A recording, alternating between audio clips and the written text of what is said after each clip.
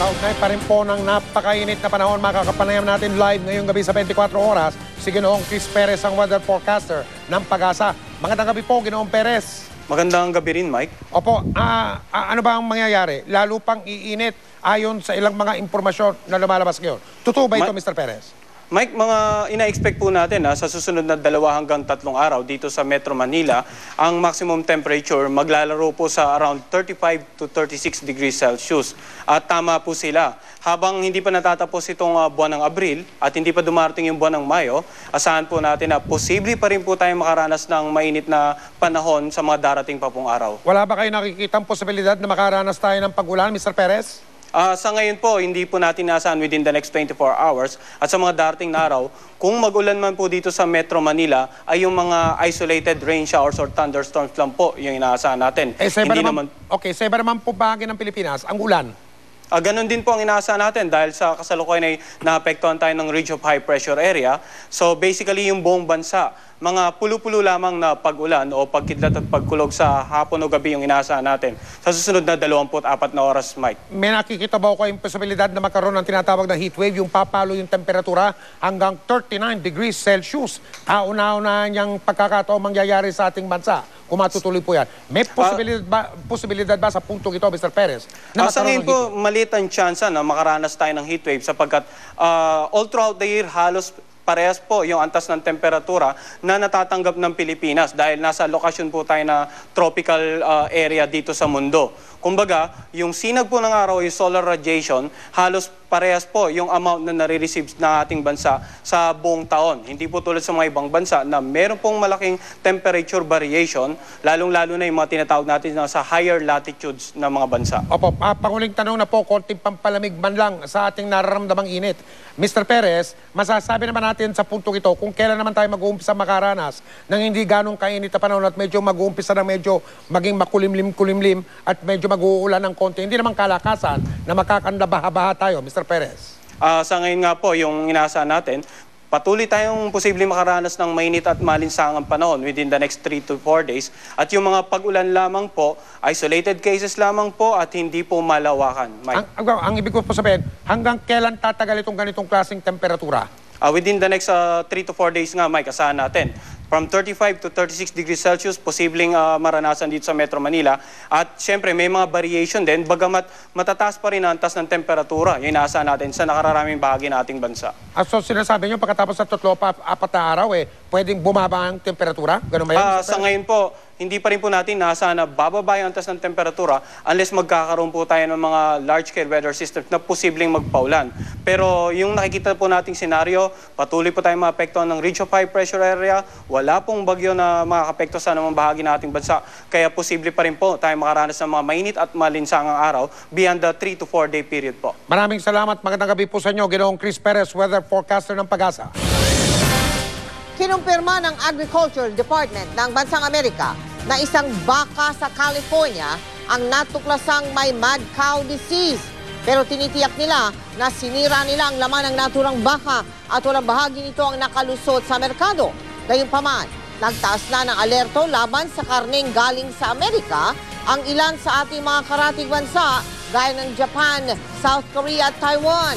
Ang kaso ng mad cow disease sa Amerika ay ika-4 na doon simula noong taong 2003. Ang mad cow disease ay pinaniniwala nagdudulot ng nakamamatay na sakit sa utak kapag nakain ng tao ang anumang bahagi ng may sakit na baka. Kaligtasan mo sa Alerto 24. Dalawang magkaiwalay na sunog ang gumalantang sa mga residente ng mga lungsod ng Quezon at Mandaluyong kagabi. Mahigit 60 pamilya ang nawalan ng tirahan. Si Micaela Papa, naka-Alerto 24. Kanya-kanya ng buhos balde ang mga residente ng A. Luna Street, Barangay Borol sa Mandaluyong upang tulungang apulahin ang apoy na sumiklab alas 6:30 kagabi. Isa pa po ba kayong mga gamit? Wala po kahit. Ang naiiligtas lang po namin ito, yung suot po namin. Isa ang sugatan na agad binigyan ng paunang lunas. Umabot ng third alarm ang sunog bago maideklarang fire out 7:33 ng gabi. Sa kitchen area, pag on niya ng switch, pag switch na ng ilaw niya, bigla na lang may nag-spark, nag-apoy yung kisame. So doon, nagsimula ng apoy, More or less po, ang damage po natin dito 1.5 million. Nangako ang pamahalaang lungsod na tutugunan ang pangangailangan ng 50 pamilyang apektado ng sunog. Sunog din ang hinarap ng mga residente sa Payatas Road, Quezon City, alas 8 naman ng gabi. 10 bahay ang natupok sa apoy na nagsimula sa looban bago kumalat palabas. Hindi rin nakaligtas ang kalakal ng junk shop na ito. Nandun po kami sa taas. Nung dumungaw yung manugang ko, sabi niya, Mami, nasusunog. Malakas na nga ang apoy. Malakas na malakas eh. Hindi na ako nakaka-recover ng mga damit. Nagsimula umano sa bahay ng isang Narciso Baksal ang apoy. Naputulan sila ng kuryente. So ngayon maghapon hanggang ngayong gabi, ang gamit nila ay kandila. So yung sinasabi nila ayon sa mga nakakita, doon nagsimula yung apoy na pinanggalingan ng sunog. Umakyat ng hanggang third alarm ang sunog at idineklara ang fire out dakong 8:45. Walang nasaktan ngunit 15 hanggang 17 pamilya ang nawalan ng tahanan. Hindi pa matukoy ng otoridad ang halaga ng napinsala ng sunog. Micaela Papa, Nakalerto, 24. Isang sunog pa rin, isang water refilling station ang nasunog sa Anonas Street sa Quezon City. Nadamay pati ang mga kalapit nitong bahay at opisina. Nakatutok si Rafi Tima live mula sa lungsod ng Quezon. Rafi?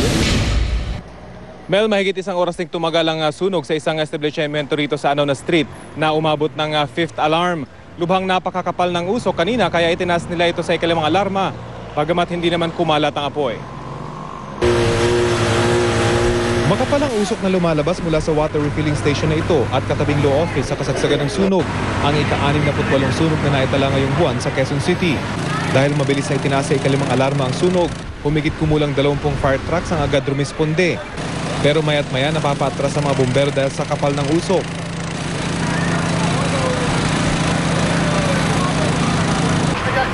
Maging ang ilang tauhan at instructors ng isang pribadong firefighting school tumulong sa pag-apula ng apoy gamit ng kanilang mga breathing apparatus. Kasi marami ditong mga plastic. Yung bang pinaglalagyan natin ng mineral water. Kaya mapapansin nyo yung initial stage ng sunog, napakakapal at napakaitim ng usok. At sabi nga natin, hindi halos natin mapasok dahil sa sobrang itim at kapal ng usok na ito. Ayon sa mga tauhan na nasunog na water refilling station, nakaamoy sila ng parang may nasusunog mag-aalas 2 ng hapon. Bago pa raw nila maberipika kung ano ito, agad nang kumalat ang makapal at maitim na usok. Nag-umpisa lang sa usok ko. Bago mabilis ang dire-diretso na yung apoy. Saan nagsimula banda? Sa dulo, kabilang bahay. Tapos? Naglabasan na kami. Pero ayon sa arson investigators, posibleng nagsimula ang sunog sa likurang bahagi ng water refilling station.